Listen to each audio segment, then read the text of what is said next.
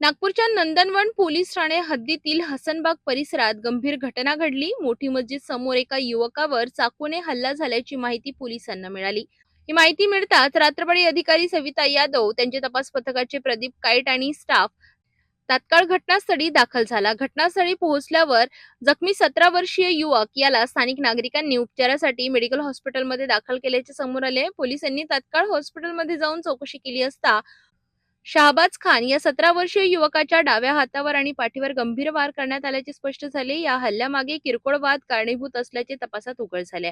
आरोपी दानिश शेख आणि शाहबाज शेख यांच्यात काही वेळ आधी वाद झाला होता। याच वादातून बशीर आणि अखिल शेख वय वर्ष 24 यांनी चाकूने हल्ला करत शाहबाजला ठार मारण्याचा प्रयत्न केला। या प्रकरणात पोलिसांनी बशीर शेख याला अटक केली असून त्याच्यावर गुन्हा दाखल करण्यात आलाय। मात्र दुसरा आरोपी दानिश शेख सध्या फरार असून त्याचा शोध सुरू आहे। ही संपूर्ण कार्यवाही एसीपी सक्करदरा विभाग आणि डीसीपी यांच्या मार्गदर्शनाखाली करण्यात आली असून पुढील तपास सुरू आहे।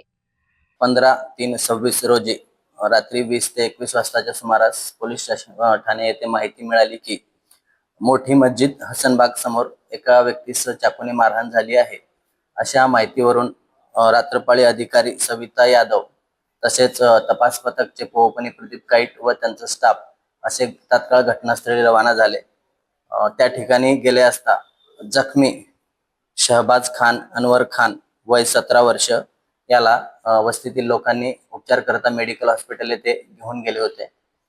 त्यानंतर तात्काळ रात्रपाळी अधिकारी मेडिकल हॉस्पिटल येथे जाऊन जखमीचे प्रकृतीबाबत विचारपूस केली आणि जखमीला डाव्या हात व पाठीवर गंभीर वार करून जखमी केले होते।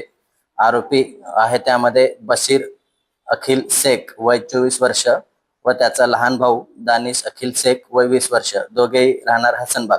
मारण्याचे कारण आहे की दानिश अखिल शेख याचे व आरोपी शहबाज खान याचे किरकोळ कारणावरून वाद झाला होता थोड्या वेळा अगोदर।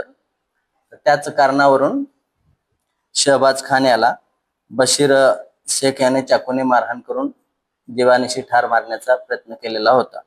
यामध्ये 2 आरोपी असून आरोपी बशीर अखिल शेख याला दिनांक 16/3/26 रोजी 2:53 वाजता गुन्हा दाखल झालाय। 5:14 वाजता अटक करण्यात आलेली आहे आणि आरोपी दानिश शेख हा फरार आहे, त्याचा शोध घेणे सुरू आहे।